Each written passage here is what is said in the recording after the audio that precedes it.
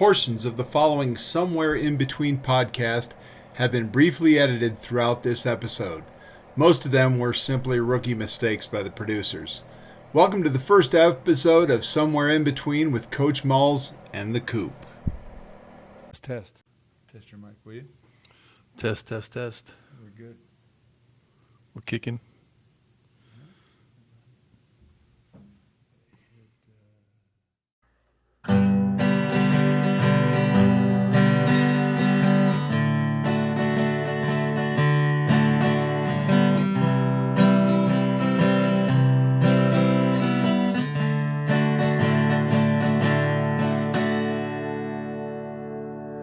Well, it is time for our podcast. Time to listen, plop down on your ass. Grab a Coke or a nice cold beer. Put on the Bluetooth in your Wagoneer, or whatever you drive. Yes, grab a Coke or a nice cold beer. Coach Mulls and the Coop are right here to make you laugh and to make us sing while you listen to Somewhere in Between.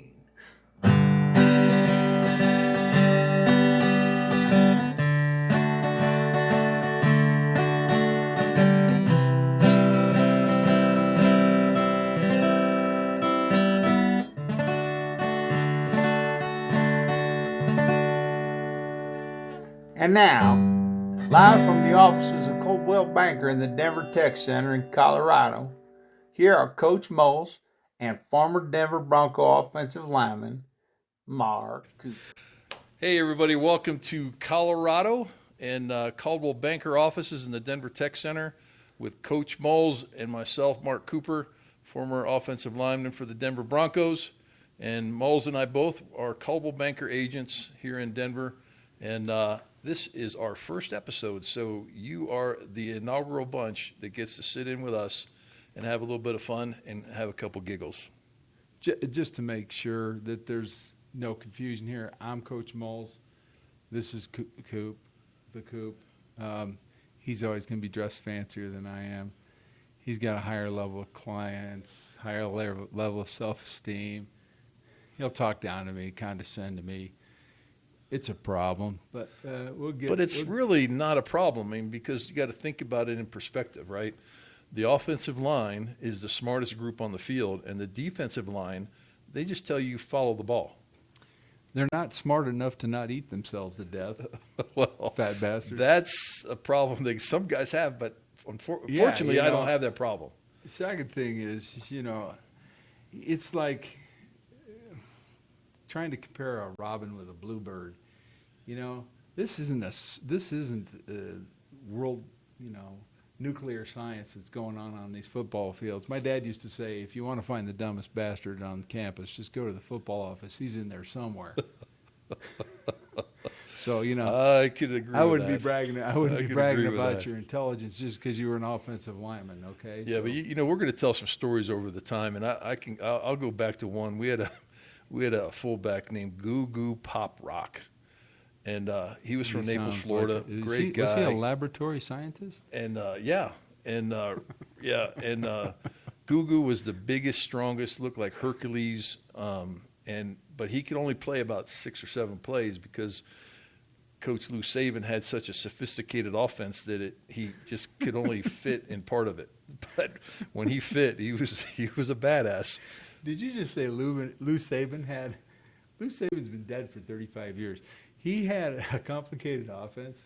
Well, for some folks, not for me. What's the guy's name? Goo Goo? Goo Goo Pop Rock. Goo Goo Pop Rock. Yeah, couldn't get Lou Saban's offense. I wonder how he'd do with Bill Belichick. Hey, Goo Goo, get your ass over here. Yeah, no. Right? That wouldn't happen. That would not have happened. So this is our inaugural episode. Yeah, we're going to have a little fun doing this. Coach I think you'll get a little bit of education out of it. You'll get some locker room giggles out of it. You'll get some back stories, old stories, and have a little fun. Personal degradation. Well, that comes along with the show. Oh, absolutely. That should actually be on the banner up here somewhere, personal degradation. I really don't trust football players who are nice to everybody, and I know there's a lot of them out there these days. You know, we were listening to the Broncos, Melvin Gordon crying about his hometown, Kenosha, yesterday. Can you imagine? You know, in 1978, and I walk in and say, you know, I can't fathom even practicing today because, you know, my hometown there was a fire, or there was a fight, or there was a riot, or anything else. I went to a high school, George Washington, that was on the cover of Together, you know. But I can't imagine sitting there and God bless the guy. I know we're supposed to be sensitive. I don't get it. I'm sorry. What do you not get about following the instructions for a police officer? Okay, now my father was a 30-year retired police officer. Funny story. Last night, Michael and I, my son, are going over to grab a bite. And I said to him, what do you think about this Kenosha thing? He goes, Dad, I'm white. And when the cops pull me over, I'm yes, sir, yes, sir, yes, sir, yes, sir. He says, they got guns. They're probably scared to death coming up to my car, let alone whatever color I am. It doesn't matter. He goes, I do whatever they ask. Stay in the car, get out of the car. Hands on the wheel, whatever you want. He says, I've been pulled over. I've been pulled over and not had a license. I was pulled over driving a rental car one time. He says, I tell them exactly whatever they need, whatever they want, however they need it, told to them. He says, and because I don't want to get shot. They're nervous as all get out. They've got a weapon. I don't want to get shot. Now, add color to it, and I get it. And that just could magnify it even worse. But then when you don't listen, and then you want to wrestle, and then you want to degrade, and then you want to get in a fight, then you want to reach back into your vehicle for something, I don't care what it is. Yeah, you're going to get shot. It's not real smart. You know, I don't know. You know, living in L.A. for a while, and I was there during the Rodney King riots, and I had an office in downtown L.A. I was there the day the riots broke out and all the fires and all that stuff. But I talked to a couple of cops who came into downtown L.A. to pull us out, you know, me and the staff in that office in L.A. And, you know, they got in the car and they were leaning out the car with guns, you know, saying, you know, you shoot, we're shooting back here, you know, type deal. And I talked to them and they said, listen, you know, it's not so much typically as much as for us, we're scared. We go into Compton, we hear gunfire. You know, they don't come up, but they're scared. They're scared of the neighborhoods. Yeah. And they're scared to go in the neighborhoods. Their families are scared for them. Where are you working tonight, honey? Well, I'm working in Compton. You know, you might not be the right color of a police officer to work in Compton. He said it doesn't matter. So anyway, back to your point. The fact of the matter is, yeah, they're as scared as anybody else is. And then so I was on the sheriff's posse, the Arapahoe County Sheriff's Posse. And you had to go to the course and qualify using a handgun, right? One. Two, you had to go through a shoot, no shoot scenarios, right? So you're in a room and they've got a big screen as big as that whole wall over there. And they have a film going on and it's a domestic violence. They give you 4 different domestic violence scenarios. And you literally have your gun pulled because they want you to be prepared, right? And then they run through shoot, no shoot scenarios. And let me tell you what, talk about blood pressure go up, you know, your awareness, you're watching everything, and you're trying to figure out whether it's a shoot or no shoot scenario, right? And I tell you what, you fail more than you pass until you've gone through that training 4 or 5 or 6 times. And people need to probably see stuff like that to understand what the police go through. Well, I don't know that, you know, we can get off topic here after this and move on. I've got to talk about some other things, but so do you. Look, I'm talking about Melvin Gordon and the toughness of, you know, my father passed away. I was right there holding his hands when he passed away. And it still is one of the most amazing events in my life to watch my father pass, and that's a different story. But I didn't cry. You know, and I had great love for my father, and I had great admiration for my father. He was a tremendous man, but I didn't cry. And somebody might say, well, there's something wrong with you. I said, well, no, I can feel pain without crying. I've been doing it my whole touch with your inner self. Listen, I don't know what it's like to be black in America. I feel like I was born into a fortunate situation, not because I'm white, but because I was born into a fortunate situation. I had a great father, a great mother. I didn't have a broken home. I had friends that had broken homes, and they were less fortunate, and by a lot of different colors, Hispanic, black. But the fact of the matter is that we need to have thicker skin. Yeah. We need to have thicker skin to get through this thing, and we need some tough people to step up, and say this is what's going on. I like what Doc Rivers said last night when he said, listen, we lose our platform by not playing the game, okay? Do your jobs. Let's do our jobs because that's the better way to do it. So we'll move on from that. I want to get into our sponsor. This episode's brought to Mile High Aeration and our good friend Florian McCann, Denver-based company. Love Florian. Yeah, he does a great job. He's been in business since 1987. That's 37 years, poking holes in grass. And Florian's done a great job. He's kind of dominated the market over many years, over many decades. He's a really great person. He's got great crews, great technology to do it. And what a lot of people in Colorado don't understand is that, especially with all these people moving here, that we live on clay. Yeah, it's caliche. Yeah, and when it rains and then the sun comes out, it dries into a rock. Yeah. And our grass is sitting there getting strangled by this this clay hardening, right? And people look at their lawns and go, why is my neighbor so beautiful? Mine's dying. I water the heck out of it. But they don't understand that on that hard clay, the water just runs off. And they don't get it. Just like on a tile surface. Yeah, and every home is. I learned it coming from Florida. I thought everything grew when you just watered it and it grew, but I lost a few trees, and then you have to go dig down around the roots, and you got to dig out that caliche, and it's like a rock. It's like bricks when it comes out. So you got to break that stuff up and aerate it like Flo does. To get the water down in there. Yeah, so the holes that the aeration digs, it allows for the water to settle in there.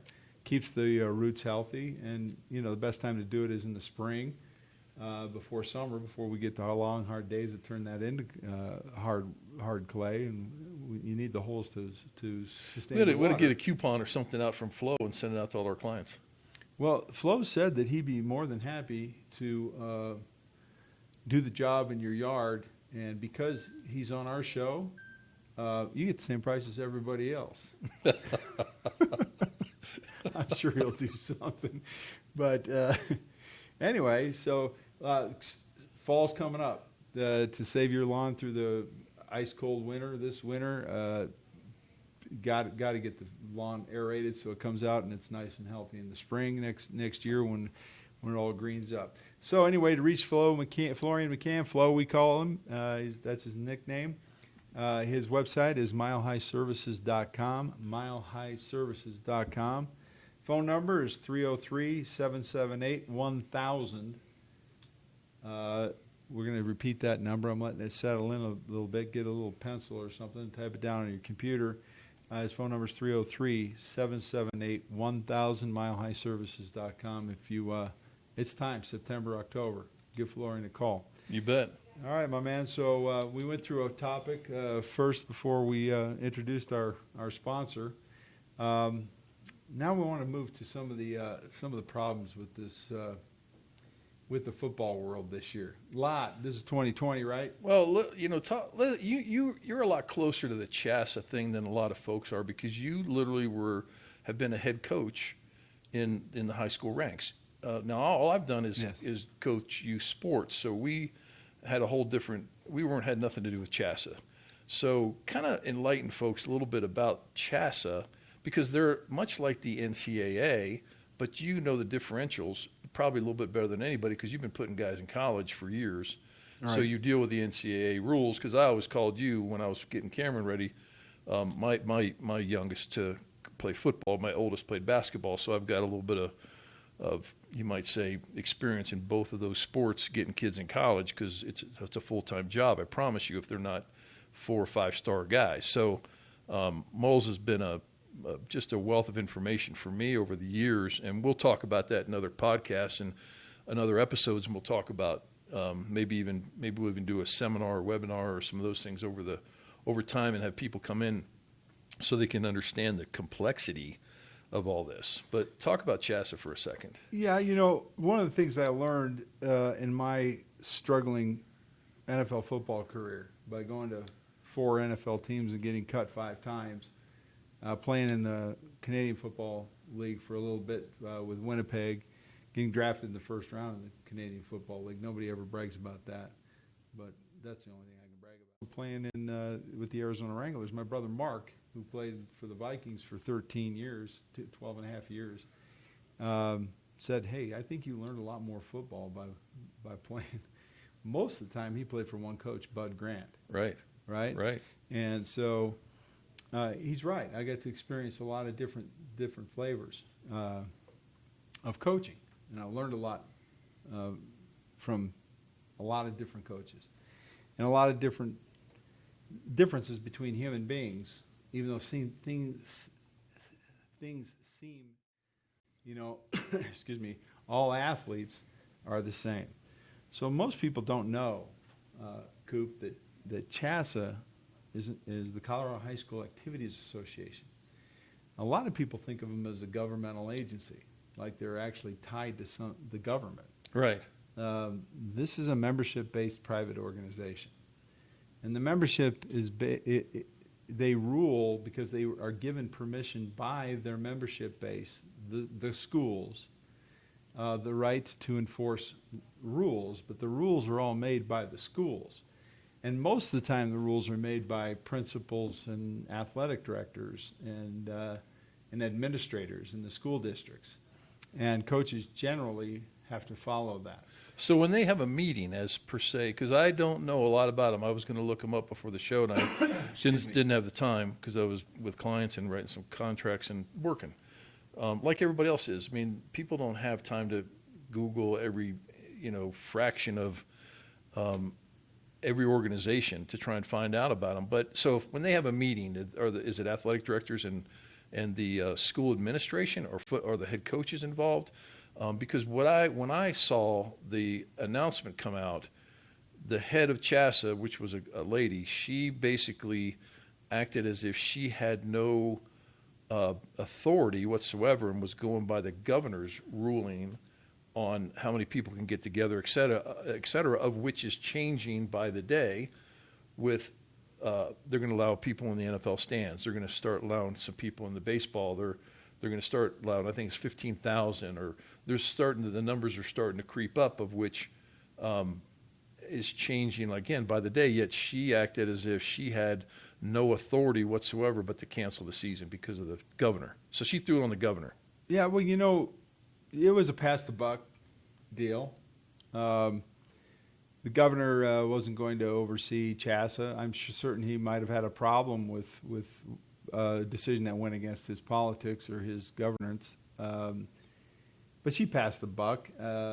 It's really, really simple. They mentioned that they were going to cancel the season sometime in July or maybe even June, and they got overrun with complaints by parents, just hammered. CHSAA was hammered.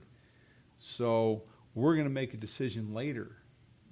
Looks like we still might play in the fall, and they backed everything down. And I thought they were doing that purposely so kids would not leave the state and go play in another state where they were playing football. Well, that was all part of the protest. The protestations of everybody had different dispositions. Of which we've seen, and 2 of my guys are gone. They're in Arizona. There are a lot of guys gone. Others, right. And that's... And I couldn't agree with them more. Yeah. If you have the ability, the financial ability, or the contacts or cousins or uncles, grandparents, whatever, and you can go play somewhere, go. Well, hey, you and I are both fairly conservative guys. Both probably vote Republican, right? We're living in a very liberal state in some cases. Our governor's an extreme liberal, right? So I don't blame anybody who leaves the state and goes to a conservative state. Just there. Yeah. Okay. Now you take a look at the states that cancel football in the fall and are moving it to the spring. Some of them canceled it altogether. Are all liberal states. You're looking at 30-some are playing football. Yeah. or something like that. So, what? And then I don't blame them at all. Right. And then no. Not only does it put the player at a disadvantage, what about the player's rights? Do players have rights? That never entered the equation. Right. And that woman at Chassa was playing politics. She's a typical person who's a public figure, president of an organization that looks like it's a political organization and tied to our governance, which it's not. It's a membership organization, and she backed down. She backed it down, and I call them act nicers, Coop. People who can really. There's a lot of demons just floating around in there, and they can give you that act nice. And she put on a good act, but the fact is, the Chassa. You take a look at looking at club, for example. You got club soccer, club basketball. We've had these stations, club baseball. Yeah. You can't get recruited if you're club lacrosse, if you're at club hockey. If you're not in a club, you're not going to get recruited. You have to be in the best club to get recruited. Right. Okay. And so people say, hey, if you want to get recruited, you need to go play for Coach Schmeckelhagen over at the Schmeckelhagen Tigers, if you want to get recruited, because your high school, it's not going to happen. And those high school coaches say, hey, it's not my job to get you recruited. But when you pay to be on a club team, which every sport in high school has, except football, okay? Football coaches, like I mentioned, they're not that smart of people, okay? I hate to say it. Speak for yourself. Well, there's those who aren't smart who congratulate themselves, and those who aren't smart and realize it. So, I could still reach over there and chop block you. I'm certain you can. Now you'd hit my. Don't turn your back. Now you'd hit my shins. My shins would dislodge from my knees, and I wouldn't even know it. And I'd still be sitting in the chair. So anyway, these, we have coaches who are scared. And by the way, this is one of the reasons why you don't hear too many high school coaches, around Colorado going, God, I love that guy Mullaney. He's a great guy. I love him. But they want the protection of Chassa, and they want no competition for what they're doing. And we have this traditional thing they hang on to where you got to play football in high school. High school football is the greatest in the world. We don't need other teams out there. We don't need this. We don't need that. And it's all fear-based. They don't even, like fear, it sneaks up on you. It hides from you. Well, that's the thing we noticed, too. When none of the coaches wanted their kids training with other trainers, organizations, outside people, professionals, in running, in anything. Coop, you saw it. My most recent coaching job, firsthand. I got asked to do. Prove to me that you can do this better for our team by doing what you do with our team. And I said, well, listen, I'm just going to take the guys who want it. He said, you're going to take the best players and the hardest workers? I said, no, I'm going to show what this program is, because you have to have balls the size of coconuts to do this program. And he goes, well, our football. I go, listen, I don't have anything against your training, but you got 60 guys, 65 guys in the weight room. You're trying to, you got varsity JV freshman team, coming in. And train them all the same. They're all doing this the same, right? I said, we're going to start an elite program, and I will say, anybody on this team who wants to do this elite program, here's what we're doing. We're going 3 days on, 1 day on, 1 day off, 3 days on, until we get you where you need, okay? The previous year, that program had one kid gain over 20 pounds of mass in the off season. We started in December. By May 1st, we had 27 kids that gained over 20 pounds of muscle mass because of the focus, because of the time, because we put extra effort in. These kids had to come to another gym. They didn't even let us hardly do it in the gym because we were doing it. Right. So, and they have to share that gym with the other sports. Yeah, and I'm not doing anything special, Coop. I'm just working, and they're just working. Yeah, but you work them harder than their coaches work them, and then the coaches are standing there back there jawing, or they're not even there, and the kids are jacking around in the weight room, et cetera. That's how kids get hurt in weight rooms, and we've seen it forever. I've seen your training live because my son went through it, so I know what that's about, and it was a whole different level. But that's a commitment that kids have to make. And the guys outside of the high school I was at, they were there to get better than everybody else in the state. They know that recruiting is a national competition, that they're in competition with people all around the country. They're not, there's offensive linemen for your son, who was an offensive lineman, all over the country competing against him. Yeah. Flo's son was an offensive lineman, same year as Cam, I think. And when you go all the way across the country, you got to think about I got to beat these guys everywhere. I don't even know the guy I've got to beat. Right. So what do? I have to create this figment of my imagination that says, this is what this guy is. You'll never figure it out, because you won't figure it out until you line up across from him. So you work to the highest level that you can work. You create yourself to be the strongest athlete you can be. And if you want to be recruited, that's what you're going to do. That's what you're going to do. So that's what we do. So we're going back to the CHSAA thing here. I'm going to transition it back to the CHSAA thing. CHSAA has rules that placate to mediocrity. They don't have any competition. They're so entitled and so enabled by the football programs. They don't have anything to do with the club stuff, just the high school stuff. They have no control over women's basketball, women's soccer, only football they have complete control of. Okay, so they said no football. Okay, and they said that the governor said no football, and the governor's recommendation was no football. And so here we are in a state where I have coaches telling me that kid's despicable because he took off for whatever high Arizona school, or Chandler or wherever. Wherever they went. So let's see. The Broncos can play, but the high schools can't play. Well, yeah, those are grown men. They can make their own decisions. But we have grown parents. Grown men? Yeah. Yeah. Okay. All those grown men. Those grown men don't have parents. Right, those grown men are on their own. At least the parents have control over their kids in most forms and fashions, right? They're getting paid millions, Coop. They're getting paid millions. Yeah. So The NFL, the NFL is the only what do you call it? Monopoly out there. CHSAA is too. Yeah. Well, okay, there you go. You're right. CHSAA is too. Football, and I've been in the CHSAA offices many times. So why wouldn't the high schools just say, okay, we are no longer participating with CHSAA and do their own thing? The high school football? Yeah.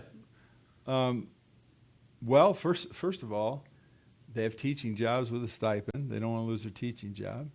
A lot of them. They try to get coaches that are in the building teaching. Yeah. As many on staff as they can. Because we've seen that. You give a guy extra $5,000 and a whistle, and they call him a coach. That's right, and they tie him down in the building, and they have control over him. Now, that wasn't a slight to other coaches, because there's some quality coaches in this town, but I'm going to tell you there's also not. But that goes into college. That goes into the NFL, and we'll get into some stories about the NFL, where I had an assistant offensive line coach in Tampa who the year prior was a GA cut and film at Alabama, who the following year was our head offensive line coach and didn't know who to block. I mean, he just moved through those ranks the way they do. Well, so I want kids to have the best opportunity, and a lot of people say, I'm motivated for the kids. If you were motivated for the kids, you'd want some competition. And you fight for the kids. You're damn right. But they can't. They can't fight for the kids over their jobs because they have their own kids. Okay, their family, their kids, feeding them is a priority, which it should be. Okay, but the fact of the matter is, Coop, these guys, when it comes to getting fired or having their job on the line, that's why it's so important to get a guy who's in the building. Get him, because you got now his teaching job. He's in. But you get a guy like me who walks in and goes, excuse me, what'd you ask me to do? No, ain't going to happen. I got a brain. I can think outside the school district. Well, you're going to make trouble for me. You're going to make trouble for me if you don't do these things. So at the end of the day, why don't we have club football, Coop? Why don't we have something like that? Yeah, there's two dilemmas. The one is that some parents would be limited because they couldn't afford it. And that's an interesting concept to have a conversation about, because we had a travel team, and the head coach, Kenny, would spend literally $60,000 a year, plus or minus, if you added up the flights and the rooms and the equipment and getting kids back and forth and the vans and the shuttles and the food and everything that went with it. I know every whatever the name of the corral. You're not talking about club football. No. Well, that was kind of, you might call that was a form of club football. I'm talking about the AYL level. I'm talking about the club football in Colorado. No, where you don't travel like that. Yeah, no, I get that. But that was a version of club football at an AYL level, right? Yeah. And not AYL. And I've had guys walk up to me, oh, you coach with him, and he just tried to destroy AYL. I'm like, try to destroy AYL? Wait, AYL, I coached it for 2 years and said, this is not for me, because I would have guys come on my team that didn't want to play. Their parents wanted them to play. And you have a certain group of kids, you was your core, and then they flood you with all these other guys, and they didn't want to play. There's nothing more difficult to do than coach a kid that doesn't want to be coached, or coach a kid that doesn't really want to even play. And then you have to script them in for, I forget it was 13 or 15 plays, et cetera, during a game, and still try and win football games because you're competitive, not just there to go through the motion. So that was a little bit of an issue. That should stay, maybe that should stay at the AFC level. You know what I mean? And that's like a farm league of the NFC level, you know, et cetera. So I mean that whole thing could be restructured and fixed easily for the kids that really don't want to play. Right? Well, look, let me ask you. I mean, what you're saying is feeding into the next topic, when I talk about club football, I'm talking about kids who really want to play outside of their high schools, kids who want to get recruited, who aren't chastised for wanting to be recruited, kids who might transfer from a high school because the high school is, quite honestly, traditionally horse crap. We're 3-30 over the last 5 years, and make the playoffs. And the thing is that these crazy guys that live in these schools, they want to go to their local school, but they may not want to play for their local football program, and they're locked in. They can, we have school of choice. Yeah, you got to choose before your 9th grade year, and then you're stuck there, or you get punished year after year after year. You know what? Take your punishment and put it right where the sun doesn't shine, because I'm going to play club. You're not going to punish me. The girls that are playing volleyball for those other teams, the guys who are playing lacrosse, guys who are playing, doing all these club teams on every single other sport, they don't live under the threat of not being able to play the next year. And you might have a great coach, but he's at 2A or 3A, and he gets a 5A job because he's a tremendous coach. He's gone. Now what do you got? You got some guy who walks in there who's a booger-picking moron, and you just screwed up your entire life. As it relates to wanting to be right. Then you leave and you have to sit out a year. Yeah, that's right. So or half the season. I forget all the different little innuendos with those rules. Okay, so then we do something. You and I do something. Okay. And we go out and we get a parent like our friend Doug. He comes in and says, "Listen, our guys are sitting at home alone, man, and they're bored to tears, right?" And these kids are bored to tears, right? Especially the guys who have strong desire to play. These guys live out there. They're sitting at home right now, and he says, "Hey, Mulls, you think that you and Coop could do something with these guys?" So we go over to a park, and we start working them, right? And they're coming once a week, and they're having. I talked to a guy who coaches over at Mullen High School, and he's like, "I'm going to send all my guys over there." He didn't send one. It was all talk, typical stuff, because I control, but these kids never really found out about it. So the next topic is, what can we do? What can you and I do? What can other people do? Well, we have done it. I mean, we've done it. Let's talk about the future, though. Let's say what we've done, and then. Well, you do. I mean, I've participated in some of your camps that you put together with other coaches, and I've learned a lot. Like Brady. Brady's one of the smartest offensive line guys I know next to you. And I will not compliment him very much, but when I do, it hurts. But no, literally, I learned a lot from Remember, a guy. he has to look himself in the mirror every day. Brady Walls, and Mulls can coach every position, and he's really good at it. And I don't say that about anybody. I told him he should be in the pros, and everybody's going to go, yeah, right, whatever. But if you've never played to the pro level and you've never been coached to the pro level, I would challenge you to challenge me because you would look stupid. But all I'm saying is I've never been around a guy as smart as him, and we've done some great 7-on-7 clinics, and I'm not a 7-on-7 guy, so we added a lineman challenge to that, and ended up over the Broncos facility, and the kids had a blast, and they competed hard, and you had some whiny coaches to go with that, to boot, right, which was kind of comical, and we just, you just stick your foot in the ground and say this is what it is, and it's over, and go home or don't come back next year. Right, but because that's just the way they are, but I'm okay with that because they're competitive too. They want to win, but then they start rigging it and everything. Right. You know how that works. But anyway, we've had a lot of fun doing that, and then we've done offensive and defensive line camps for years. Most recently, just in a park when we probably shouldn't have been, and but the kids, it was so fun. The kids got better. I mean, they got better, and then they'd have an off week, and they'd get a little disappointed, and we'd have conversations with them, and we'd go through film and tell them where their feet and their hand placement was, and then seeing them just literally get better and better and better. And then I finished off with a couple kids when you couldn't come out a couple nights and a handful of nights, and we'll have that conversation about COVID and stuff like that too, even during that scenario, but. Watching these guys literally get better, and then so I'm having a conversation with Cameron, who's at UTEP, and we go through his film. That's Cameron. That's Coop's son. Cameron Cooper at UTEP, my son. He plays offensive. He's a right tackle there. So what was funny is we're talking about the guy he's going against and where he's lined up at, and the same conversations we have during our camps, right? And he goes, Dad, it's interesting. These guys, none of them throw their hips like Mulls teaches. He says, so they're not even as hard to block as Jackson. They're just heavier. Some of them are faster. Some of them play lower. I mean, that's just the norm, right? You get every size of guy, right? From the squatty body to the long guy to the hand slapper to all that stuff that we talk about with these guys, and knowing who you're going up against, and watching the film against who you're going up against. So it was funny that he goes, yeah, none of these guys throw their hips, so they're very predictable. And they don't do the stuff that Mulls was teaching the young guys. You know what I mean? So that's a compliment to you, offhanded, obviously. But it's just funny. It's just the coaching scenario throughout football. Well, it's tough. Sometimes it's tough on the high schools. Like I mentioned, CHSA over-regulates everything. Anything regulated is over-regulated to me.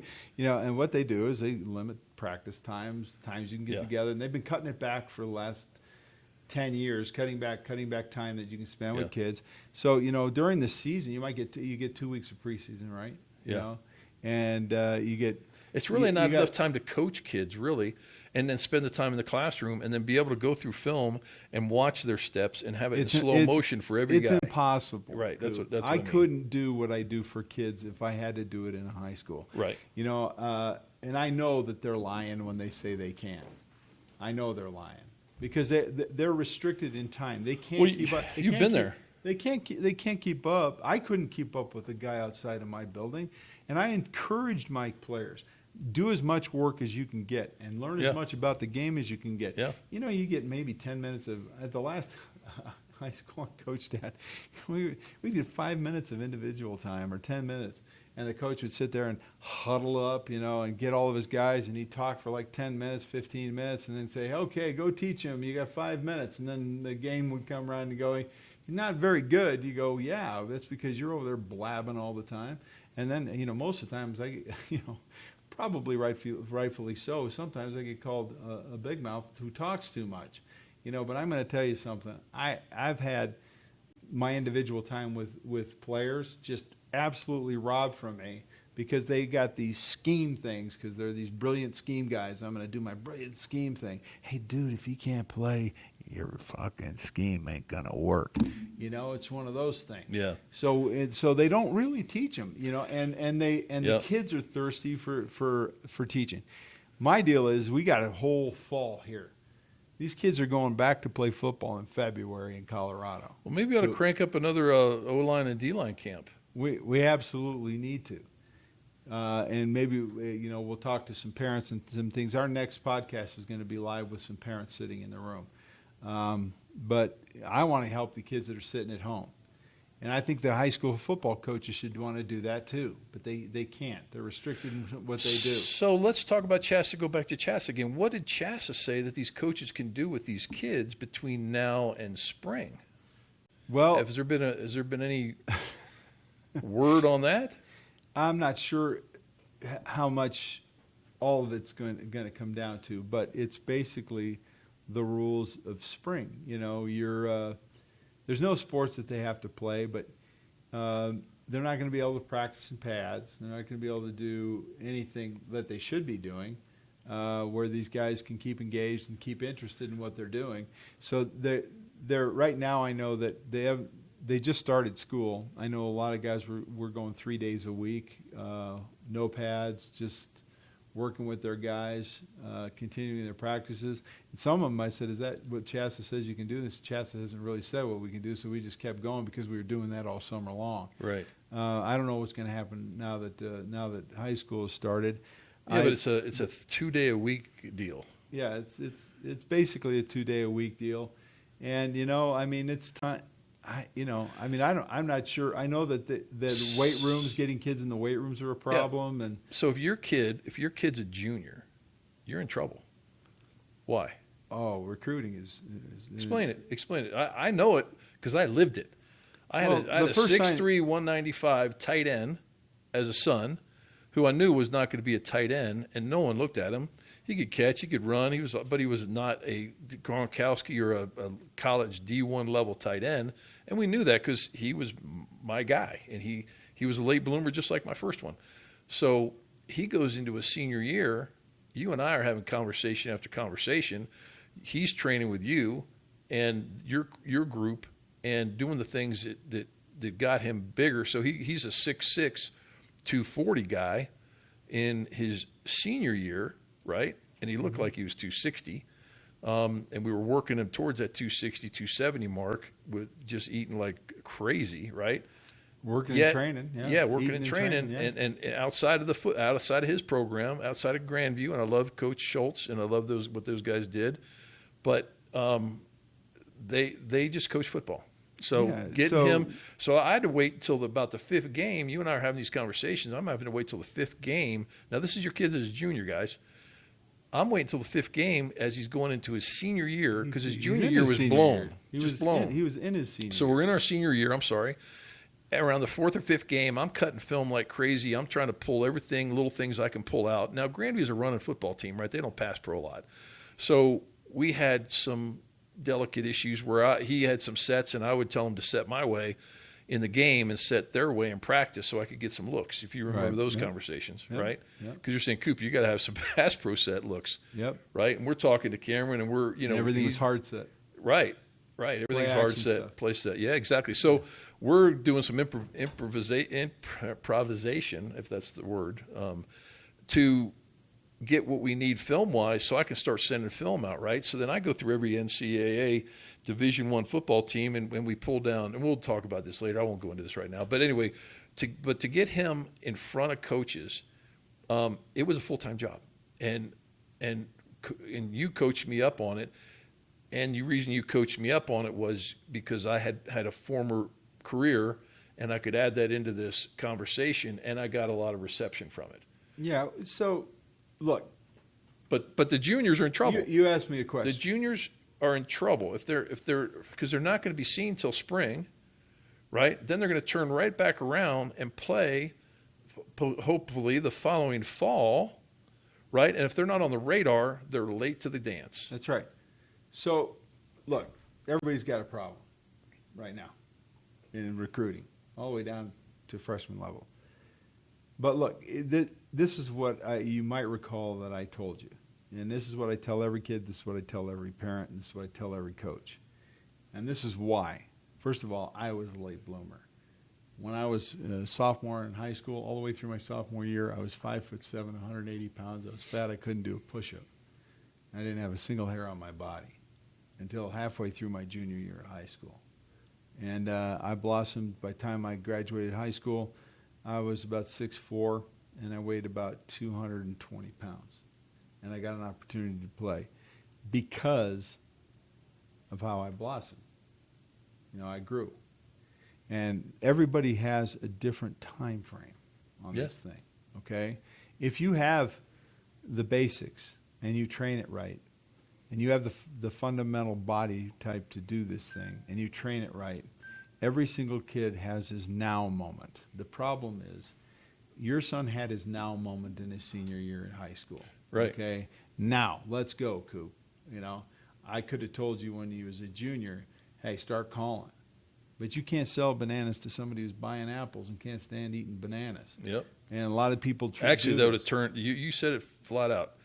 If you sell him too early, he's been sold. He's sold out. He's done. You're not going to get their attention again. And there's college coaches that say, hey, listen, we're recruiting guys that are freshmen, sophomores. We're doing this kind of thing. If your son's a late bloomer, Alabama and Ohio State and these kind of schools are probably out for your son if he's a late bloomer. Right. Especially with the number of kids that blossom, their freshman, sophomore years, or even in the 8th grade. I see these guys with beards, So yeah. So the thing is having the patience for the now moment when he will get recruited. You don't want to show bad film to a coach. I used to work with the Ele Mateo at the All Poly camp in Utah until they did that rule about satellite camps that kind of killed his business. But every year for a decade and a half, the All Poly camp was one of the best recruited camps. And you took tons of kids from Colorado there. Oh yeah, and it was a great place to be recruited. Yeah, Flo went with you. Yeah, Flo actually, that's where he had his stepping out party. Right. So that was his now moment. Yeah, right, because he was as a junior, he was like 6'4", 270 or 280 as an offensive lineman, right? Flo's bathtub used to scream when he got into it. He was such a mess. So yeah, Vaseline to pop in and to pop out. Oh yeah, when he was a freshman, man, he came into our program. I had him do 3 push-ups. He got 2.5, and then fell to the floor and rolled around and grabbed his arms and now he's a big brute badass. That now moment is so important for parents to keep their eye on. But the parents, let's talk about parents for just a second. They don't really know. They think they know, but they really don't know. Oh no, and they hate the truth. Well, early on, until the now moment gets there, they really don't like the truth. Well, they get the truth in the kindest way from coaches because it's part of their contract. College coaches are like, yeah, we saw the film of your kid and we really like your kid. Nice kid, good-looking kid on the football field, good player. Yeah, we got him on our watch list. Every kid's on their watch list. They don't lie about it. That's called the what would you call that? That's called the that's called what? Just your normal old response. I mean, that's just your coach. Is that your feel hand? Good, your blanky speech, right? Yeah, it's kind of like dancing with somebody and you feel their hand coming around your butt side to grab your wallet. That's what that is. And and we'll have that conversation about D2 colleges in a few other episodes. And let me tell you, that's interesting. Well, it's all act nicers. See, these guys have to act nice, and they don't help guys like me who have to deal with a parent. So they go, yeah, the coach said he really liked my son, and he really did this, and he really did that. And I said, did he offer your son?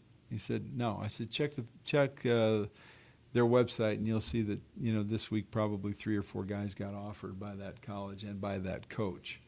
And so that's what I would call really liking a son. Right. He let leave the field. Jim Harbaugh, he comes up to me and he says, Coach Mulls, and he puts his arm around me at the All Poly camp, which is where I was going with that story. 26 kids in that camp, right? And all the parents are on the sideline. And then, a lot of the other coaches at the time, Bobo was a coach. Prior to Bobo was Steve Fairchild. You got all these other coaches coming up. I've got Fire and the CU staff, and I got all these different guys coming up. Steve Sarkisian from the U.S. Relationship with a lot of these guys, and they're like, "Well, why don't you show him my son?" I said, "Well, that's why they love me, because I don't show kids like your son. I know your kid can't play for him, and they trust me. Kids like your son to Jim Harbaugh, he'd say, "This guy's crazy." Right. And that's what a lot of people do. Right. They send. Yeah. My job is to know where they can play and put them in the place they can play. I can make promises to a kid that, looking at you, I know I'm going to be able to help you. But don't be thinking that you're going to be playing in the Rose Bowl in the college football playoff, or that you're going to. You've got a max here. You actually have a max. And you're full bearded. You're only 14, much taller, and looking at your family. This thing with your son, blossomed to 6'6", and became a 260-pound. I got to tell you a funny story. We're down in to Lobos, and he's going in to be. They put you on the height. They check your height and your weight, right? And he had these sweats on, and I handed him my phone and a battery, and I had him wearing ankle weights just so to get him to the 260 mark. So it was hysterical, because I was praying they were going to. They were telling him to pull, getting into his shorts, right? Everybody's out there going, okay, so Coop's the scurvy one. Yeah, I didn't do that with my kids. But look at him now. He's 280, no, he's 290 right now. He's 290. He's on his way into the 300s. No question about it. He's we knew, but you and I know that. You know what I mean? And a lot of the coaches actually know that. Actually, the offensive line coach said, "Hey, reminds me just like me. He's a kid we're going to redshirt. We're going to build on him, and we're going to get guys like him." And that's how we're going to build a program. We're going to come in, we're going to find the right guys, we're going to build this offensive line, and we're going to try and keep supplementing it with guys like your guy that we know we can get another year out of, and build a program with guys like them. And I tell Mike Simmons all the time, Coach Mike Simmons, down at UTEP, I said, you're putting the building blocks in place to win football games by, building that offensive line like you are. So it's going to be fun to watch. Yeah, you can't play this game and win without a solid front. We're starting to run out of time here, Coop. Just to let you know, Coop's been involved with middle school football and high school football camps for a long time. My organization, Team Attack Academy, we had contracts with 14 NFL teams to do military and high school player development camps, mostly because of our reputation, and our reputation was built by coaches like you.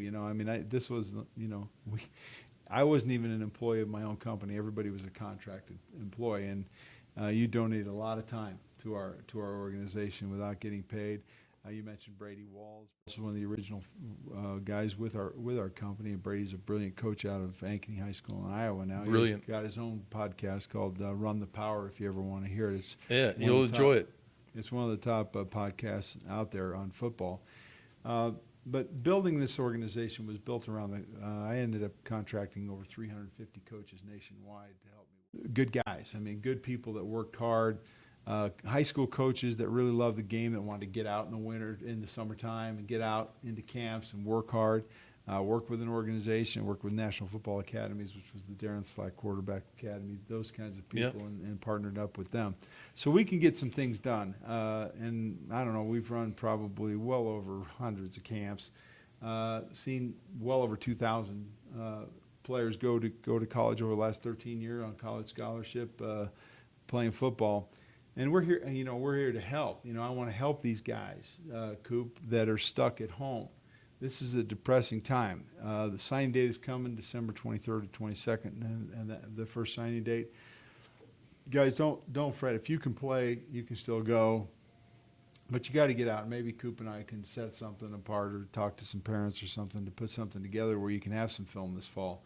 But you're not going to sign probably in December if you don't have a national letter of intent coming before then anyway. But there's another signing date. You can sign. February, the first Wednesday of February every year is the official signing date. There's an early signing date in December. Official signing date's the first Wednesday. So how do you? Let's talk about the logistics of that. I know we're running short on time. How much more do we want to go this time? And then maybe that becomes a topic of the next. We can go. The time.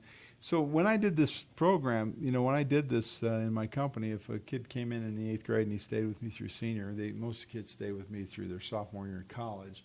There's some I've worked through the summertime. Yeah, when Cameron comes back, he comes right back to doing what we do. Yeah, so it cost a family right around an average of like $5,000 over that entire period of time. Cheap. That's so cheap. From eighth, but that's not why we're doing this. We're real estate agents, right? Yeah. At Coldwell Banker, that's what I did. I closed my company last September after 40 years of coaching high school football. Got a sick son at home. I couldn't travel around the country anymore. A son that's recovering from cancer. I had to position myself at home. I got myself a real estate because I couldn't make a living doing the business that I was doing in Colorado, especially with the number of guys here that have coached against me in the high schools I've coached at, who have a particular. Don't want their kids coached by anybody else, which I think is a travesty because they don't have time. They're limited by CHSA. They can't, yet they don't want anybody else touching them, and that's why you see all these speed camp, training camps, weight camps, and groups popping up that are doing that on the side, and then trying to take credit for all the kids that go through that have already had offers and go elsewhere. It's just kind of comical. We won't even get into names, but it's sad. Well, at the end of the day, I shut my business down in September and got a real estate license. Yeah.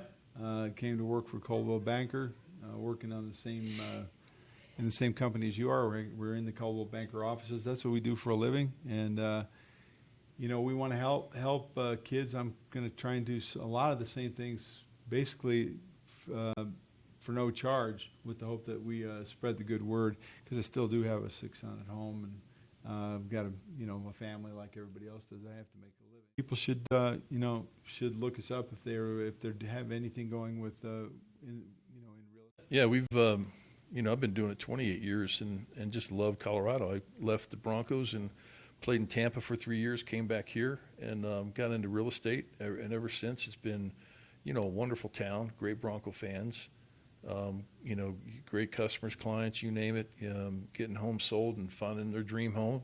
You don't always find the A house. You're always looking, everybody wants the A house, but I'm not sure I've ever sold an A house.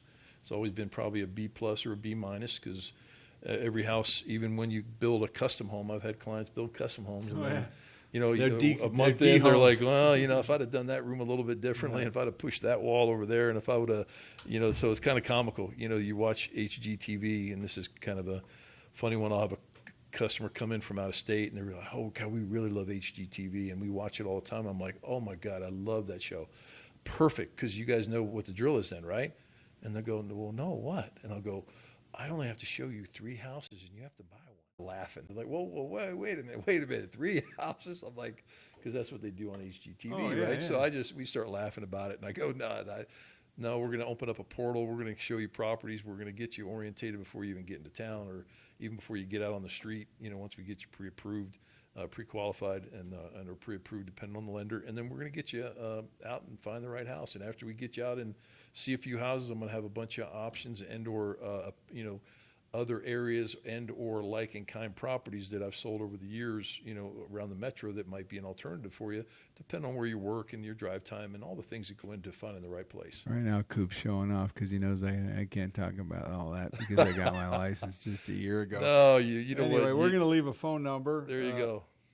Coop, what's the best phone number for people? 303-843-1545 for me. I've got a full-time assistant. She's awesome.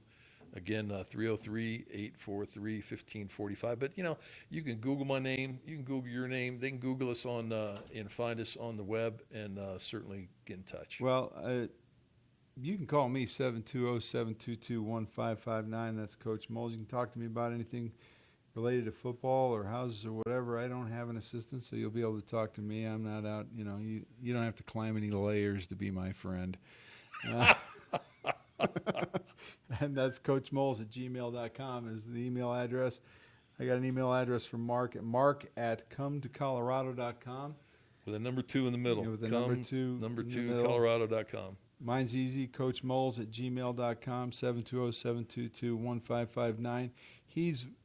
Mark is a tremendous resource and a brilliant guy when it comes to real estate.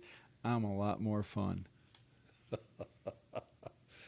You know those defensive linemen, they're always bragging about something they didn't do. Well, offensive linemen think they're awesome because defensive linemen only have to do, like get 15 sacks a year, and that's it, and they're all one a game. pro. One a game. Yeah. Who can't get one a game? Yeah, well, One a game, and they're in the Pro Bowl. Yeah, and here are these Jesus. guys, these big 60, 70 here plays. these guys are, these big 60, fat 70 bastards. plays. Big, One sack. Big fat. Wow. These big fat bastards. Who I think it's all time they to have shut to this thing do, down. all they have to do is stop a guy for 2.5 seconds. Stop a guy for 2.5 seconds. Hey, can you get your big ass in front of a guy for 2.5 seconds? It's a little tougher than you think. Back it up. Yeah, especially when you're fat and you're stupid. All right, so we'll move on. Been a great show. Number one down. One in a row. Episode number 1 down, and we will look back on this.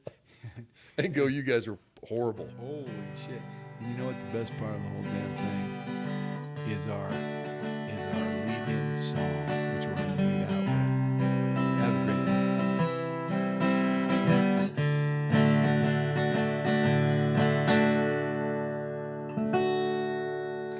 great Well, it is time for our podcast. Time to listen, plop down on your ass. Grab a Coke or a nice cold beer. Put on the Bluetooth in your Wagoneer, or whatever you drive. Yes, grab a Coke or a nice cold beer. Coach Mulls and the Coop are right here to make you laugh, make a scene while you listen to